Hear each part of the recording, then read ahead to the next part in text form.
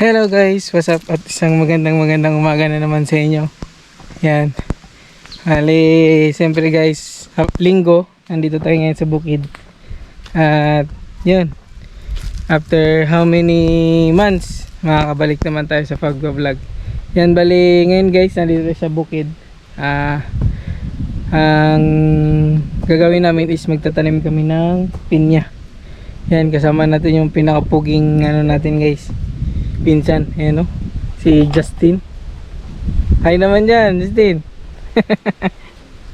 Yan, bali ngayon guys, okay kami.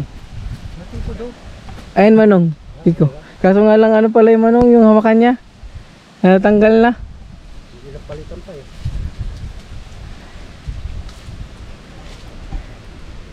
Yan, bali naglagay kami ng ano, ng nylon para straight yung butas natin. Yan. Tapos ayan ang pantanim natin. Bali nakabili tayo ng 100 pieces na pantanim sa ano, sa Batarasa. In order natin. Bali nung ano pa namin siya nabili, nung Merkules, tapos dala lang dito sa Bakungan. Yan, mali yan. Tapos mamaya yan. Mali habang nagukay si Justin guys, is maglalatag tayo ng ating mga pantanim. Yan, ito. Buksan natin yung isang sako. Ano? Mali, meron pa ito doon guys. Lahat ng nabili ko is 150. Ang order ko is 150 pieces. Pero may, siyempre, suki natin. May pasobra to. Yan. Suki na tayo ng ano. Lagi na tayo nagkakuha sa kanya. May pasobra ito.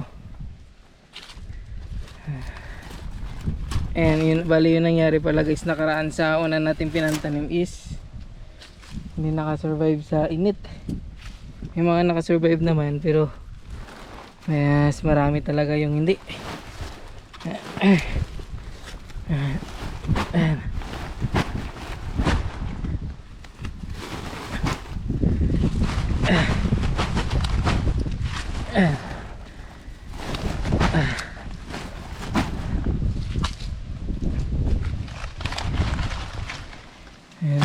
Alright.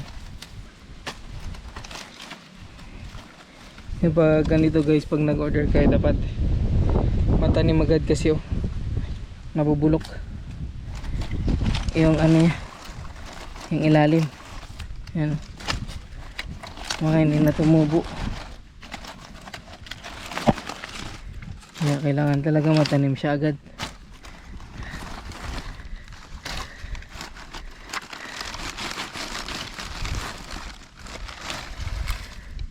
Ay, yan guys. Ito, mabubulok to pag hindi natanim ka agad. Kaya kailangan matanim siya agad.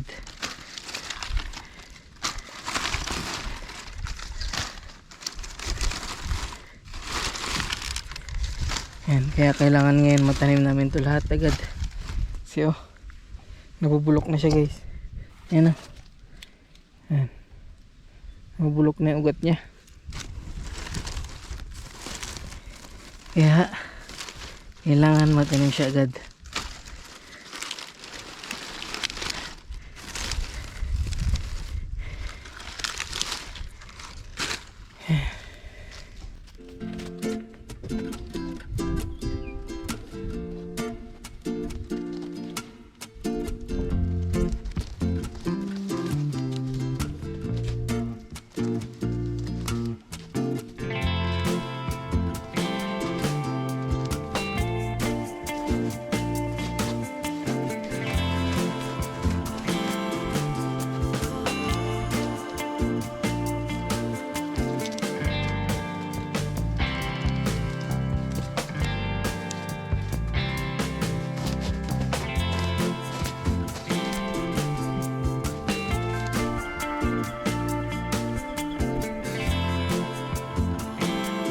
Yan na lahat guys, pero mayroon pang isang sako yan dun sa baba.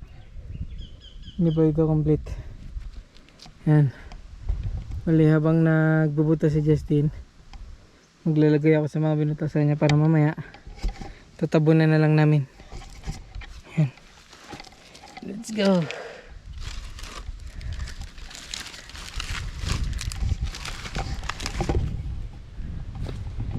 Yan. Sa isang butas guys, isang piraso lang. Yan. Kasi sure naman na mabubuhay yan. Yan.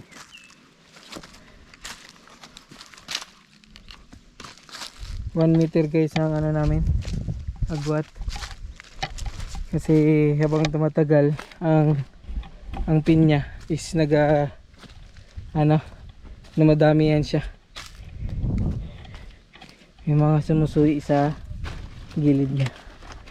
Kaya mas maganda, mas malawak yung distansya. Para pag nagdami na siya is yun, may magandang distansya sa bawat isa. Yan.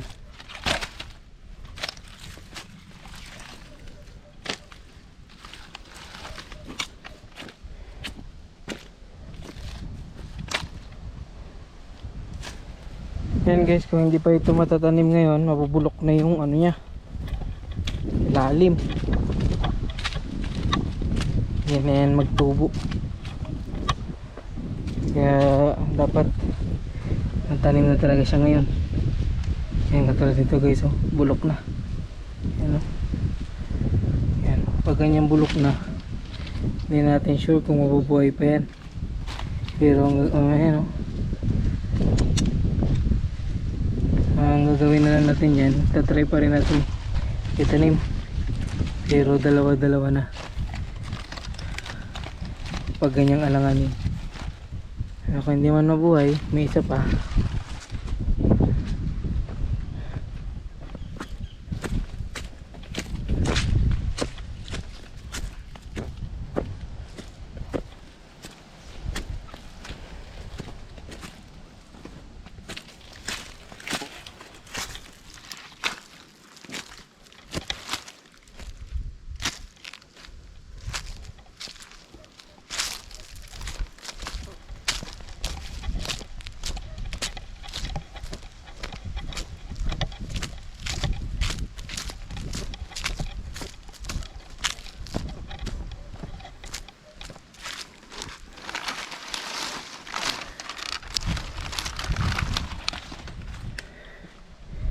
Ayan.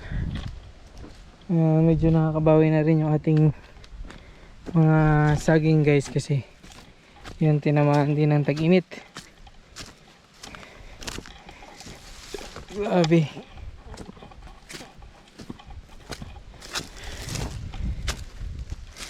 Yan bali,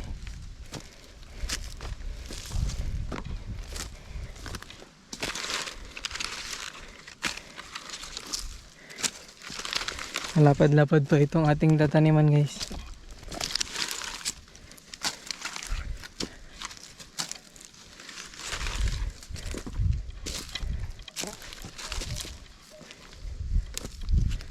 Yan, kung nakikita nyo yan, yan, lilinisan pa yan para taniman ng pinya.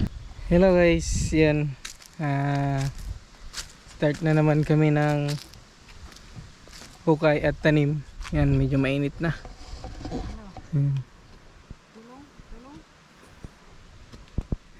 Tirik na tirik yung araw. Grabe init. Yan, nakatapos na kami ng isang hilera.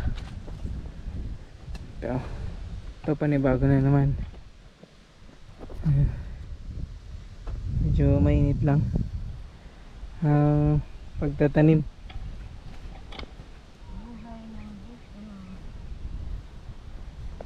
Tapos dito guys is bukid, ganito lang ang buhay ng taga bukid. ah Ng tanim. Pagdating ng panahon ay aaninin. ito naman ay mga puno. Yan. Laban lang natin is sobrang init. Sabi. Yan. Yung marami-rami pa ang aming itatanim guys. Yan po.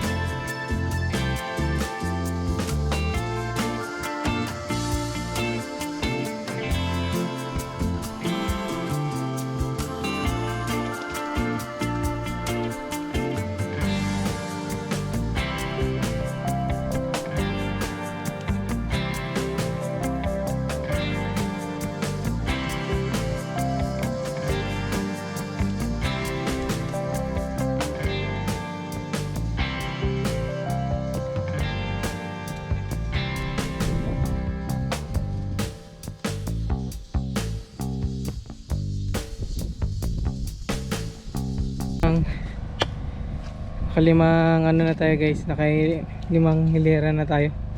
Bali yan guys, yun yung una natin, isa, dalawa, tatlo, apat, ito yung panlima natin. Bali naubos na yung ating unang pantanim. Nagbaba sila Justin para kunin yung natitira. Bali 100 pieces kasi yung order ko dito guys. Hindi ko nabilang kung ilang kada hilera, ilang peraso. Ito guys, isang ganito, kung ilang peraso hindi ko nabilang. Pero yun, konti na rin lang yun, yung sa isang sako. Yun, kinuha sa baba, pinakalabaw. Yan, bali lapit na tayo matapos. Yan, ito na yung bago nating hinukay. Ito, dito na tayo.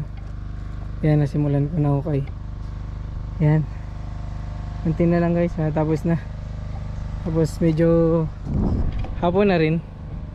Yan, mamaya merenda na tayo. Hindi lang ako sure guys kung anong oras na ito. Siguro mga 3 or 4 na. Ganun.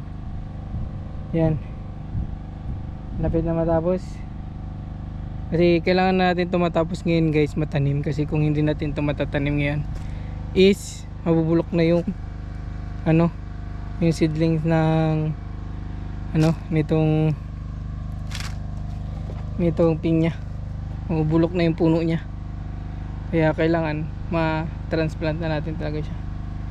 Yan, medyo yan guys, nakabalot kasi nga labing init kanina. Yan, ngayon lang na medyo naglandong guys, kung makita nyo. Yan, ngayon lang naglandong, kanina sobrang init, sakit sa balat. Yan, yan, pagod, pero sabi nga nila guys, lang, sikap lang. Pag may tinanim, yanihin. Yan, katulad nung doon guys, yun yung tanim namin doon, puro pinya yun. Naka-harvest kami nakaraan na sa 3 sako ng semento na pinya. Bininta rin namin. Yun, doon namin nalaman na maganda rin pala guys na may tanim kang pinya. Kasi yun, pagdating ng anihan, maani mo kagad siya at marami ring gustong bumili. Yun guys, yung 3 sako na yun binili kagad yun sa amin. Lahat nervous yun. Hindi ko alam, parang i-resale niya rin. Pero yun, ito guys, pag napalaki natin to, naparami natin. Kasi ito guys, bala ko talaga simula dito hanggang dun pa. Pupunuin ko ng pinya yan guys. Puro pinya yan. Kasi dito naman sa kabila, puro saging ito. Sagingan yan. Yan. Para pagdating ng panahon guys, may anihin tayo. Kung gusto nating kumain, may makakain tayo. Yan. Bali, walang pahinga. Monday to Friday, Saturday, nasa office tayo, trabaho. Pagdating sa Sunday, wala pa rin pahinga. Dito tayo sa bukid, tanim tayo. Or kung anong mano natin, mag-aalaga tayo ng baboy. Pero yan, papakita ko sa inyo guys pag nadala na natin dito yung baboy. Okay na yung kulungan niya, yung tubigan niya, baboy na lang ko lang guys. Pero yun, pag dito na yung baboy, update ko kayo. Papakita ko sa inyo. Tapos yun, kasi hindi pa rin naman ako masyadong sa pag-alaga ng baboy guys. Magsisimula pa rin lang ako. Tapos yun, matututo pa rin tayo. Siyempre may mga mangyayari dyan na magkakasakit, ganun, may maiwasan. Pero yun, habang tumatagal, siyempre matututo ka kung paano mag-alaga ng baboy. Yan. Yun, shout out kay si Ramil. Yan, siya yung sa akin, na may na-recommend siya sa aking magandang kuhaan ng baboy. Yan sa may may Santa Lourdes banda sa taas. Ayun, siguro next week baka makuha ko yung baboy, madala natin dito. As yun, siyempre i-update ko kayo lagi. Yan guys, pasensya lang kasi medyo matagal tayong hindi naka-upload. Pero yun, unti-unti tayo mag-upload ulit para maka-update tayo dito sa mga yan, dito sa farm natin, sa kung anong ginagawa natin.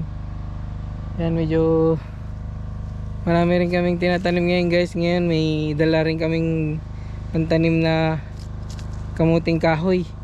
Yung kamuting kahoy naman guys, pang suporta sa baboy. Yan, kasi pag na pure feeds mo siya, although maganda rin naman yung pure feeds, pero kunti lang yung magiging income mo nun.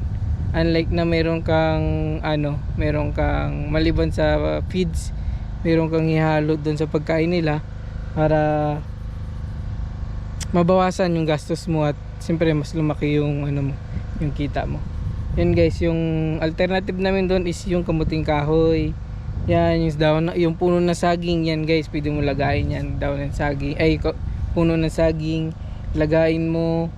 Tapos pagkalaga mo, ihalo mo doon sa feed, sa darak. Or yung rin guys, magtatanim din kami ng maraming gabi.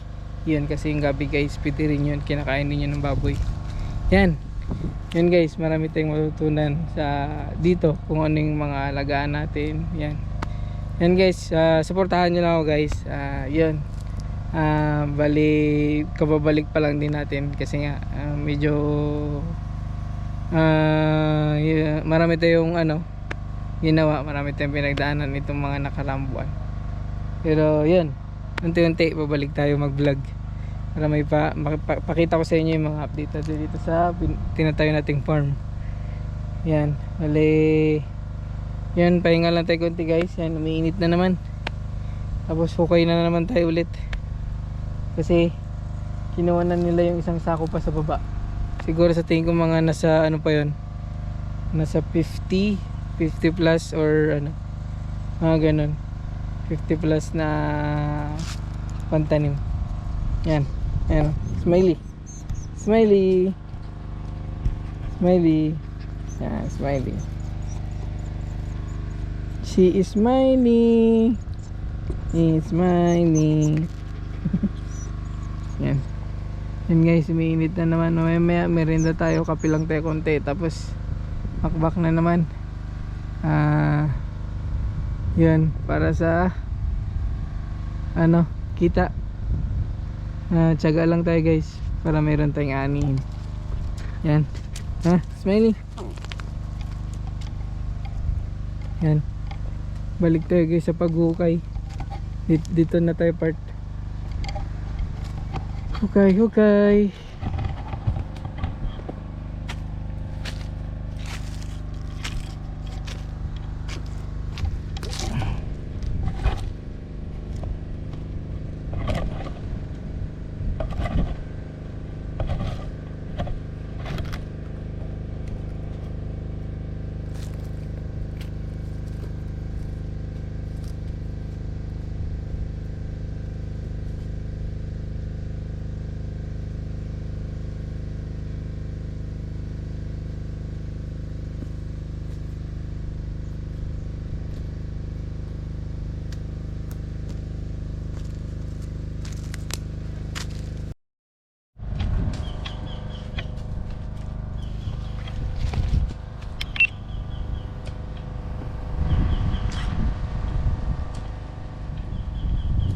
Ayan guys, tuloy-tuloy pa rin. Bali, 6 na linya na tayo. Ayan, dyan na yung ating pantanim. Dala ng kalabaw. Galing sa baba. Ayan, kapite guys. Tsaka saging. Ha? Ayan.